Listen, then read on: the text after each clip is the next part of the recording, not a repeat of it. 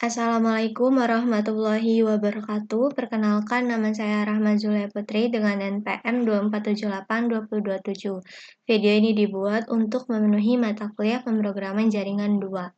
Jadi pada video kali ini saya akan menjelaskan hasil praktikum dari materi lab 11 yaitu Basic of Ansible. Di dalam lab ini kita bakal membahas apa itu Ansible, perbedaannya dengan script Python, terus komponen utamanya, cara kerja inventory, hingga bagaimana membuat playbook sederhana untuk mendapatkan data dari suatu perangkat jaringan. Tujuan dari lab ini itu adalah agar kita bisa memahami konsep dasar Ansible, mampu membaca struktur playbook, dan mengetahui bagaimana Ansible digunakan untuk mengotomatisasi konfigurasi perangkat jaringan. Kita bahas sedikit tentang Ansible. Apa itu Ansible? Jadi Ansible itu adalah sebuah orchestration tool atau automation engine yang digunakan dalam dunia jaringan. Dengan Ansible, kita tuh bisa melakukan berbagai hal, seperti mengkonfigurasi perangkat jaringan, melakukan provisioning, melakukan alur kerja atau workflow automation, dan melakukan audit maupun compliance secara otomatis. Compliance secara otomatis. Nah, Ansible sendiri dia punya beberapa karakteristik penting. Yang pertama, Ansible itu agentless. Artinya kita tidak perlu menginstal software apapun di perangkat yang kita kelola, cukup menggunakan SSH saja. Terus yang kedua, Ansible sendiri dia berjalan di atas bahasa Python. Ketiga, Ansible bersifat deklaratif menggunakan file YAML untuk mendeskripsikan konfigurasi. Jadi kita cukup memberitahu state akhir yang kita inginkan saja. Kemudian Ansible mendukung banyak modul otomatisasi yang bisa disesuaikan tergantung kebutuhan kita. Dan yang terakhir, Ansible memang didesain untuk environment berskala besar sehingga cocok digunakan untuk konfigurasi perangkat dengan skala yang besar atau banyak secara sekaligus. Lalu di sini ada perbedaan dasar Ansible versus Python script. Pertama, ketika kita menggunakan Python script, pendekatannya itu dia bersifat imperatif. Artinya, kita harus menulis langkah-langkahnya itu secara detail dan urut. Terus, programmer juga harus mengatur koneksi error handling hingga looping secara manual. Seperti itu. Python script juga dia biasanya mengirim konfigurasi tanpa memeriksa kondisi perangkat atau state-nya. Metode ini atau script Python dia lebih cocok pekerjaan yang kompleks, misalnya debugging, validasi data, atau parsing output. Sedangkan Ansible dia bersifat deklaratif dan state-based. Kita hanya perlu mendeskripsikan hasil akhirnya ingin seperti apa. Terus kita juga nggak perlu tuh menuliskan logika koneksi atau loops karena Ansible sendiri dia sudah mengurus semuanya. Ansible juga dia memiliki konsep idempotensi, artinya kalau konfigurasi sudah sesuai, Ansible tidak akan mengulang proses yang sama. Selain itu, Ansible mampu menjalankan task secara paralel, sehingga lebih efisien untuk development dengan skala yang besar.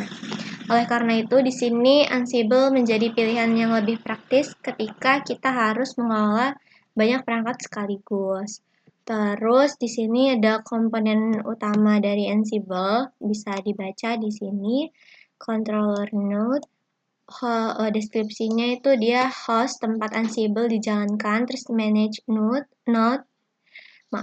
perangkat yang dikonfigurasi, terus inventory node, daftar device, IV, credential, dan group. Ada modul dia fitur Ansible untuk menjalankan task tertentu. Terus ada ini plugin, ekstensi tambahan termasuk napalm plugin. Ada playbook yang bakal kita bahas di praktikum kali ini, yaitu dia file YAML yang berisi kumpulan task. Terus ada tasknya sendiri yang berarti single action dalam playbook, lalu ada facts, informasi dari perangkat. Kurang lebih komponen utama Ansible itu dia seperti itu. Untuk format file inventory yang bakal kita gunakan juga di praktikum kita kali ini itu beda dari biasanya. kurang lebih seperti ini untuk formatnya. Jadi inventory dalam YAML harus dimulai dari group all yang berisi tag host, vars, dan children. Terus children sendiri dia keyword untuk yang mengindikasikan subgroup. Terus ada routers, ini bisa dilihat di gambar sini. Dia nama grup untuk perangkat router, nantinya berisi semua router. Terus ada host, keyword yang menampilkan daftar perangkat di satu grup. Terus ada R1, nama host dari suatu perangkat.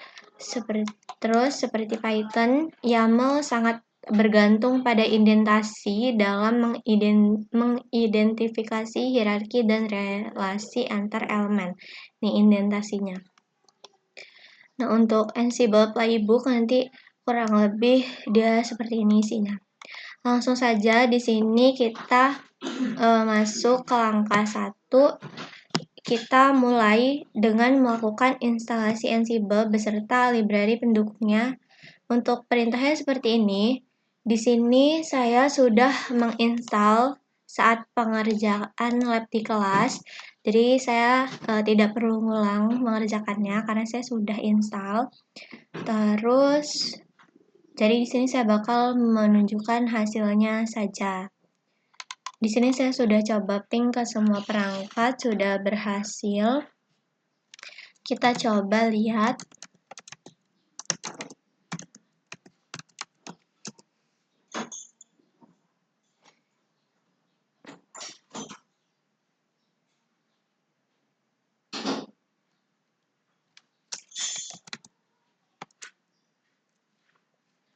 Sebentar.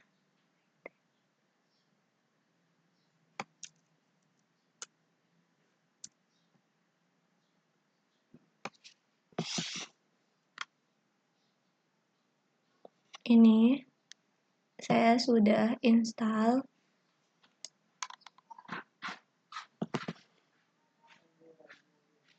Setelah kalian masukkan perintah ini, bisa ditunggu sampai selesai.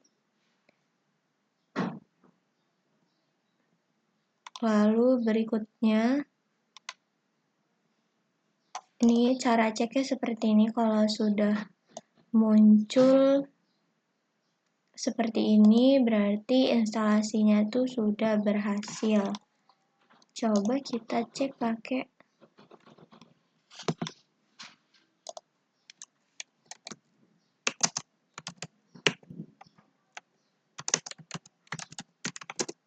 kayaknya nggak bisa dicek menggunakan perintah ini. Nah, ini pip3 so Ansible, ini name-nya. Terus versinya, kalau udah muncul versinya, berarti udah berhasil diinstal. Terus informasi yang lain. Ini kayaknya nggak tahu ya perintah yang ini. Kita pakai perintah yang ini aja. Kalau sudah muncul berarti sudah berhasil. Kita udah selesai ke langkah 1. Di langkah kedua, kita bakal menyusun atau menyesuaikan file inventory yang akan digunakan oleh Ansible. Inventory ini itu dia merupakan file yang berisi daftar perangkat jaringan yang ingin kita kelola. Nah, di sini saya sudah buat file inventory-nya. Sekarang saya bakal tunjukkan strukturnya. Jadi, pastikan pada file inventory terdapat group all dan terdapat subgroup untuk routers maupun switch. Kita coba. Nama filenya inventory. Coba kita lihat. Inventory.yaml. Jadi kurang lebih isinya seperti ini. Di bagian atas, inventory harus dimulai dengan group all. Sudah ada, karena Ansible selalu membaca hierarki perangkat dari grup tersebut. Kemudian di dalamnya, di sini saya juga ada subgroup. dari ini.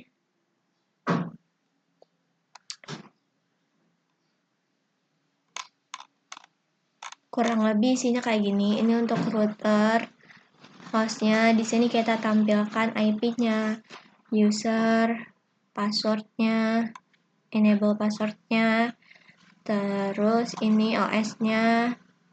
Ya, kurang lebih seperti ini. Untuk di switch juga sama. Terus di sini ada sub switch, isinya S1 sama S2. Struktur seperti ini itu penting supaya Ansible itu bisa mengetahui perangkat mana yang akan dikonfigurasi dan juga mempermudahkan kita saat menjalankan playbook untuk grup tertentu saja. Jadi pada langkah ini kita harus memastikan file inventory sudah sesuai. Lalu kita lanjut lagi ke langkah 3, yaitu pembuat playbook. Selanjutnya, tapi sebelum kita buat playbook, hal pertama yang harus kita lakukan adalah menguji koneksi ini ke perangkat yang ada di inventory kita. Perintahnya ansible min-i inventory.yaml all min-m ping. Kita coba ansible min-i inventory.yaml all min-m ping. Kita coba. Kalau muncul warning seperti ini, kita hirauin aja, biarin aja, nggak apa-apa. Kita tunggu. Jadi perintah ansible min-i inventory.yaml all min-m ping ini, min-i inventory.yaml-nya itu dia menggunakan file inventory yang sudah kita buat tadi. Terus all itu untuk mengetes semua perangkat di dalam inventory kita. Terus mping itu menggunakan modul ping untuk memastikan Ansible itu bisa terhubung lewat SSH.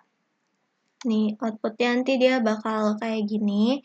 Kalau koneksinya berhasil, kita bakal muncul di outputnya pong kayak gini.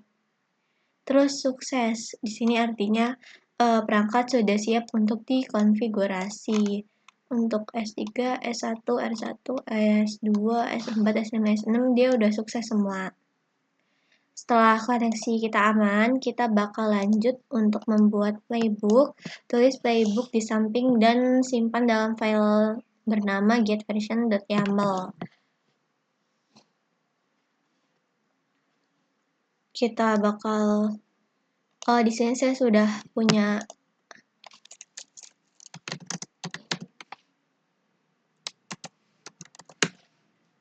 version.yaml. Nah, jadi ini punya playbook saya, jalankan perintah solve pada router. Hostnya switch. No, tampilkan version. Nah, jadi di sini saya sudah punya file get_version.yaml-nya udah saya buat karena saya sudah mengerjakan. Lagi-lagi di sini saya hanya menjelaskan dan menunjukkan hasil. Saya tidak mengerjakan karena saya sudah mengerjakannya waktu di kelas.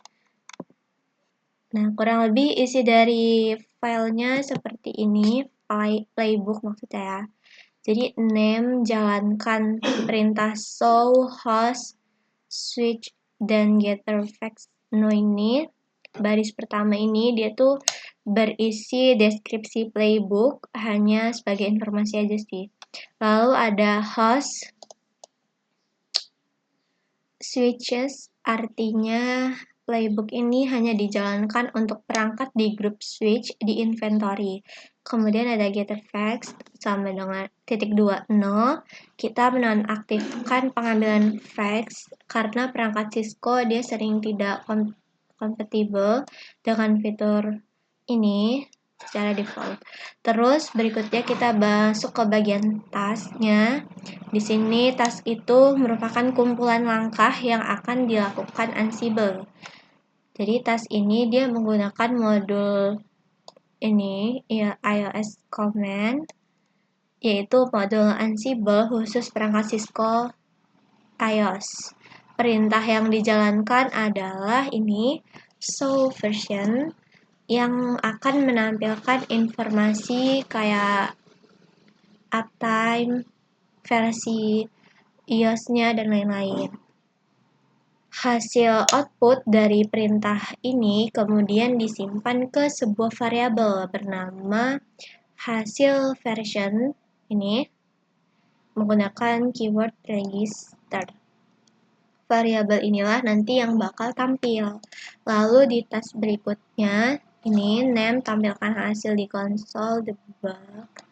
Ini barisnya ini. Di bagian ini kita bakal menggunakan modul debug untuk menampilkan hasil output ke konsol. Nah, di sini kita bakal manggil ini hasil version stdout_lines, yaitu bagian yang berisi baris-baris output dari perintah show version. Dengan begitu, saat playbook dijalankan, kita bisa melihat langsung versi iOS dari setiap perangkat. Setelah playbook kita udah berhasil dibuat, kita bakal jalankan playbook dengan perintah ini. Ansible -m -e inventory.yaml get_version.yaml.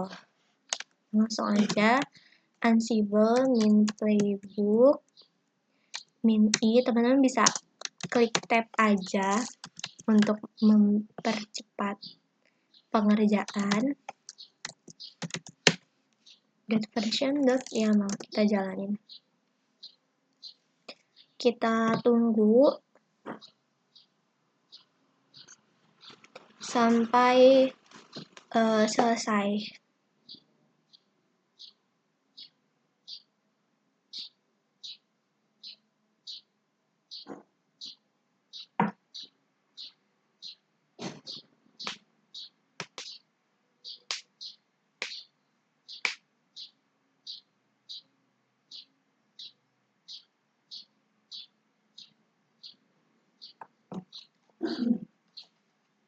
Kalau ada warning-warning kayak gini, kita biarin aja.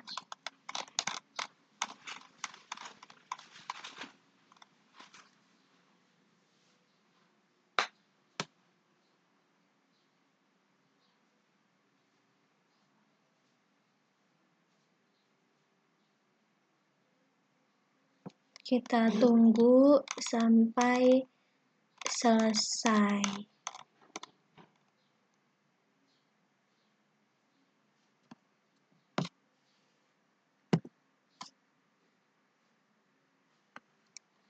Jadi perintah tadi Ansible playbook inventory.yaml get_version.yaml itu dia bakal membuat Ansible itu membaca file inventory, menjalankan playbook, dan menampilkan hasil show version dari seluruh perangkat yang termasuk group switch.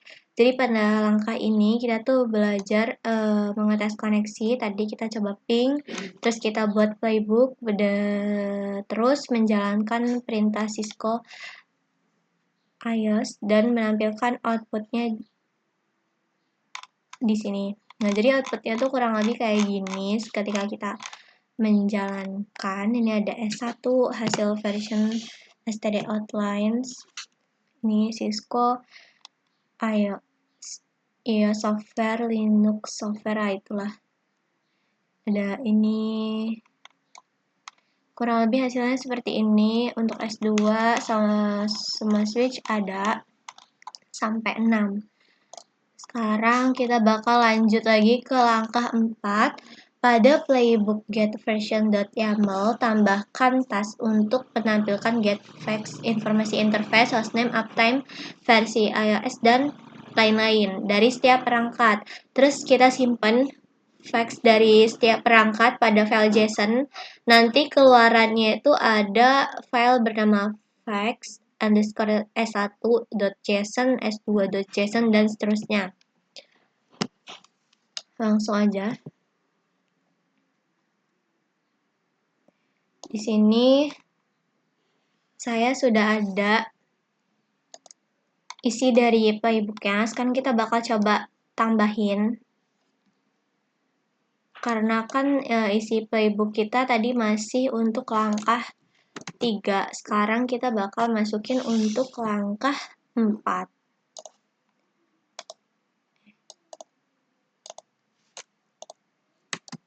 Kita copy aja.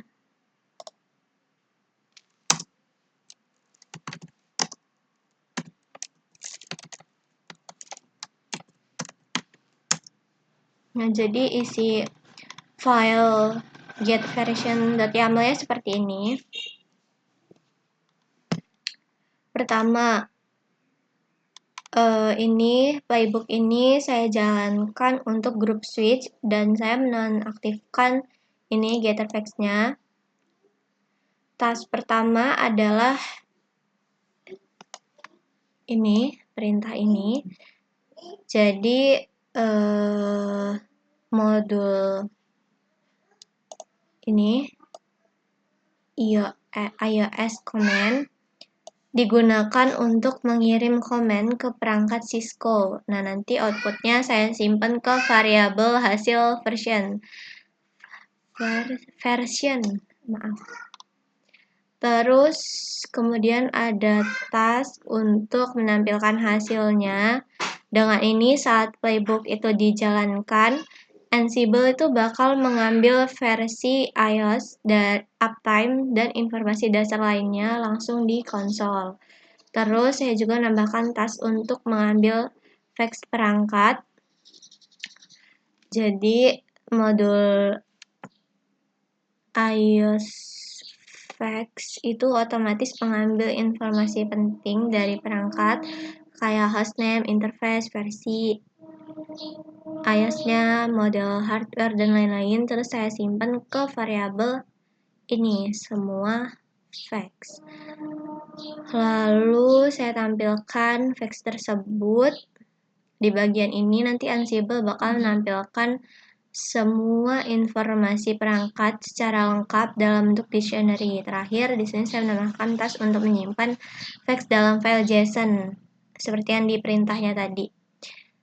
Nah, di sini Ansible bakal mengubah fax menjadi JSON yang rapi menggunakan filter to nice JSON. Nama filenya mengikuti nama perangkat, misalnya S1, S2, dan seterusnya. Setelah playbook dijalankan, file ini nanti otomatis dibuat di folder kita.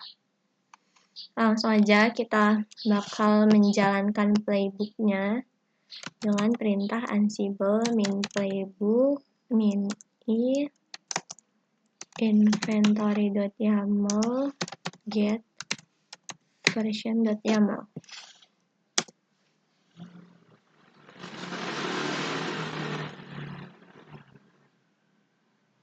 Kita tunggu sampai selesai.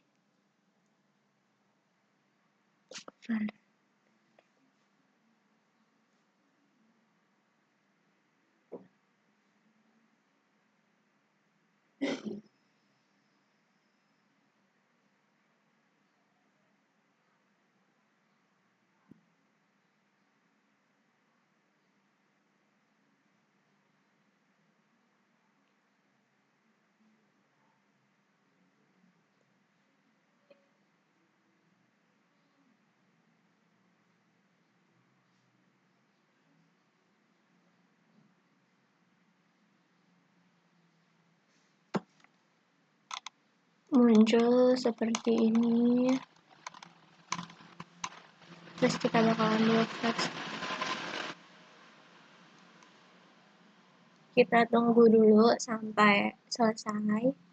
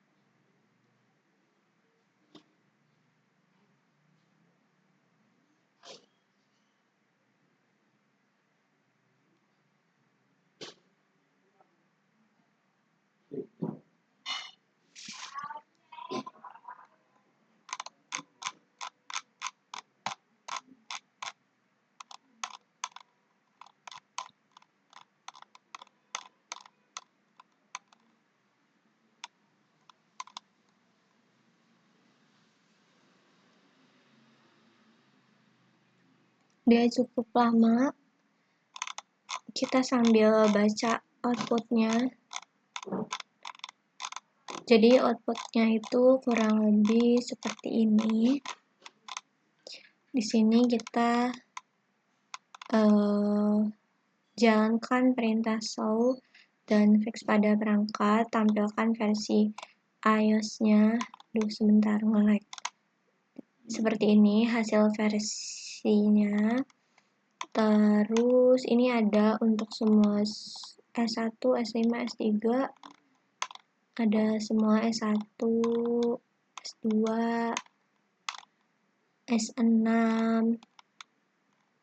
Terus ambil fax dari perangkat, tampilkan fax pada konsol. Jadi ini semua fax Ansible. Seperti ini hasilnya. Lalu di sini simpan fax ke file JSON. Nah, di sini kita simpan ke file JSON. Jadi kalau misalnya kita cek ls, ya di sini muncul fax 3 S3, S4, S5, S6, S1, S2. Kalau kita coba buka S2, isinya seperti ini, muncul ya. Jadi mungkin untuk langkah 4 seperti itu, kita udah berhasil menyimpan menyimpan fax dari setiap perangkat pada file ini. Hasilnya bisa dilihat. Di sini saya sudah mengerjakan langkah dari 1 sampai 4, terus udah selesai semua, sudah berhasil. Kita lanjut lagi ke pertanyaan. Jadi kita bakal menjawab semua pertanyaan yang ada di lab kali ini. Saya juga udah ngerjain di logbook. Kita langsung aja ke pertanyaan yang pertama, bagaimana cara Ansible terhubung ke perangkat jaringan? Jadi Ansible terhubung ke perangkat jaringan itu dia melalui SSH tanpa perlu memasang software tambahan di perangkat tersebut. Saat playbook itu dijalankan, Ansible sendiri dia bakal melakukan koneksi SSH ke IP perangkat yang sudah didefinisikan di file inventory. Setelah terhubung, baru Ansible ini mengirimkan perintah menggunakan modul jaringan untuk mengambil informasi atau menerapkan suatu konfigurasi seperti itu. Terus yang kedua, apa perbedaan menjalankan Ansible Amping, min-amping dengan Ansible Playbook? Jadi untuk perintah Ansible min-amping dia digunakan hanya untuk menguji coba gitu koneksi ke perangkat. Modul ping tidak benar-benar melakukan ping ke jaringan, tapi dia hanya memastikan bahwa Ansible itu bisa atau enggak melakukan SSH dan mengeksekusi modul sederhana pada device. Jadi fungsinya murni sebagai tes awal aja, apakah perangkat itu bisa dikendalikan oleh Ansible atau tidak, seperti itu. Sementara itu untuk Ansible Playbook dia digunakan untuk menjalankan serangkaian task yang lebih kompleks yang dituliskan di dalam file YAML kita. Melalui playbook, nanti Ansible bisa menjalankan banyak perintah sekaligus, terus bisa juga mengambil data, mengubah konfigurasi, atau mengotomatisasi tertentu. Terus jadi perbedaannya Ansible min-amping itu dia hanya mengecek konektivitas, sedangkan Ansible min-playbook dia menjalankan otomatisasi yang sebenarnya. Terus kita lanjut ke bagian 3, mengapa kita menerapkan Ansible Network OS sama .2 iOS pada inventory. Jadi kita menetapkan Ansible Network OS-nya itu pada inventory karena Ansible itu perlu tahu jenis sistem operasi jaringan yang dijalankan oleh perangkat tersebut. Informasi itu penting supaya si Ansible ini bisa memilih modul dan metode komunikasi yang sesuai.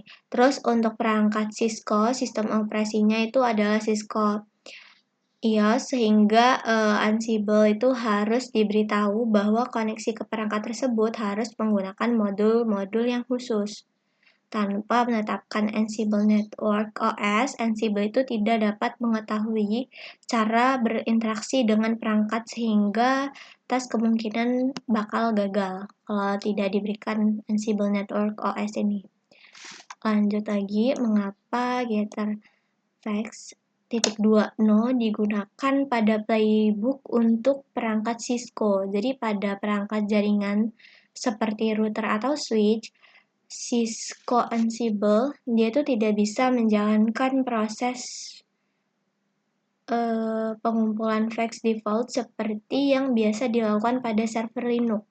Secara bawaan, GetterFax ini dia menggunakan mode setup yang hanya bekerja untuk sistem operasi berbasis Linux. Karena perangkat Cisco tidak memakai OS Linux, jadi proses GetterFax ini standar akan gagal.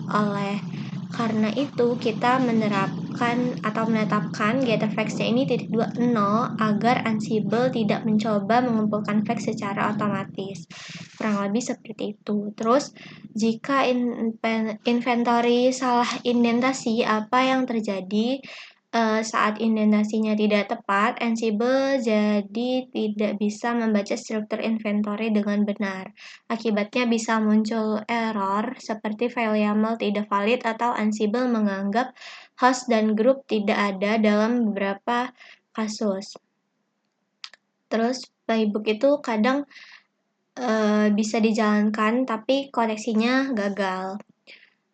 Lanjut ke bagian 6, jelaskan secara singkat mengapa Ansible menggunakan YAML dan bukan Python sebagai bahasa playbook.